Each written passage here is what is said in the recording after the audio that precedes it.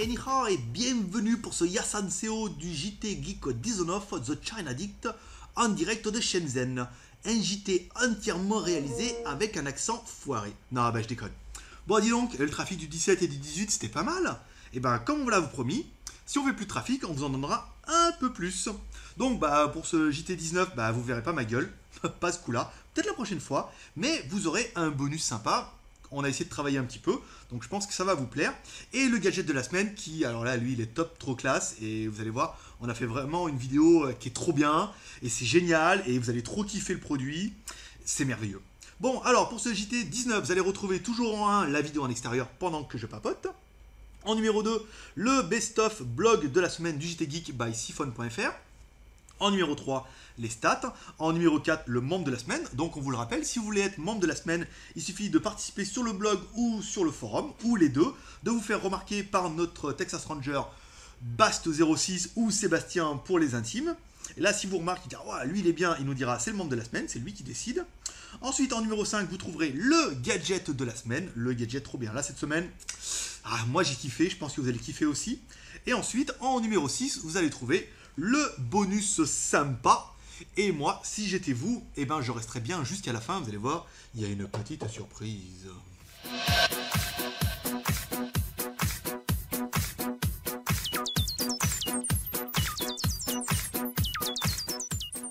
On attaque cette semaine avec le 25, la semaine de la bouffe chinoise. En fait, on vous montre tout ce qu'on mange en temps réel. Ensuite, l'arrivée du Freelander en exclusivité sur skyphone.fr, un i10, vraiment bien. Vous découvrirez dans la semaine. Le 26, les magasins Ford. Et oui, il y a des vêtements. Il y a bien des vêtements Jeep et Caterpillar. Il n'y a pas de raison qu'il n'y ait pas des vêtements Ford. Ensuite, tentez de commander le Xiaomi M2. Oh, ça n'a pas été facile et vous pouviez le commander qu'en Chine. Quantité très limitée. Ensuite, le jeu Angry Bird arrive chez McDonald's en Chine. Il y a une vidéo qui est assez rigolote. Et en fait, il y a tous les accessoires Angry Bird chez McDonald's. Ensuite, le clone du Xiaomi M2. Si vous n'arrivez pas à trouver le vrai, ils arriveront certainement à vous vendre le faux. Le 27, le test de la Sanei ND Quad Core, une des premières tablettes chinoises avec 4 core inside. Plutôt intéressant. Ensuite, l'arrivée prochaine d'un Zoppo en 5 pouces 7. C'est énorme, c'est un Zoppo, c'est la classe. Le B92M arrive en déclinaison blanc. Il était déjà magnifique en bleu, voire noir. Et là, en blanc, c'est encore mieux. Le câble du iPhone 5, enfin craqué. Donc vous allez pouvoir acheter les adaptateurs des câbles directement pour votre iPhone 5. Pas besoin d'acheter de l'original. Ensuite, la semaine commence. Alors à midi, on vous fait voir ce qu'on mange et à 19h aussi. Les sacoches en cuir pour le finir ce 29. Très joli et ça ira très bien avec votre cheval ou votre 103 MP. L'arrivée le 30 d'une future box Android TV Xiaomi. Ça c'est bien, c'est une bonne marque et on attend vraiment avec impatience. Le test du Xiaomi M2, on est allé chez Xiaomi à Shenzhen, on vous l'a testé en exclusivité, on est les seuls à le faire. Le test du Freelander i10, on vous a dit qu'il était vraiment bien et on vous l'a testé et vous allez pouvoir découvrir en vidéo. Ensuite, achetez le Newman N1. Ouais, c'est pas un Newman, c'est un Freelander, mais c'est exactement les mêmes et il est vraiment bien. Le test du THL V3 Plus, certainement le téléphone parfait de la semaine, on ne peut rien lui reprocher et je vous conseille d'aller voir le test, il est vraiment exceptionnel.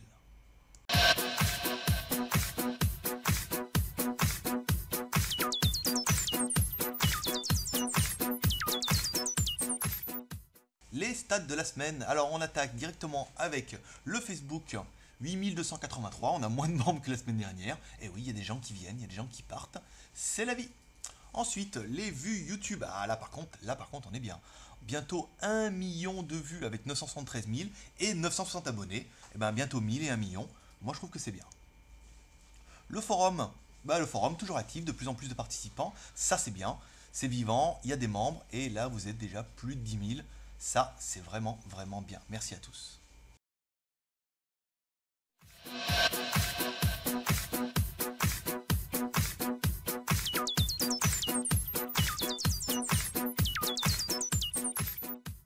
notre membre de la semaine. Et bien le membre de la semaine, c'est Issa. Voilà, pour rappel, si toi aussi tu veux être le membre de la semaine, participe au blog ou au forum, fais-toi remarquer par Sébastien ou Bast06, et s'il trouve que ce que tu mets c'est intéressant, et ben tu deviendras le membre de la semaine. C'est un membre JT Geek.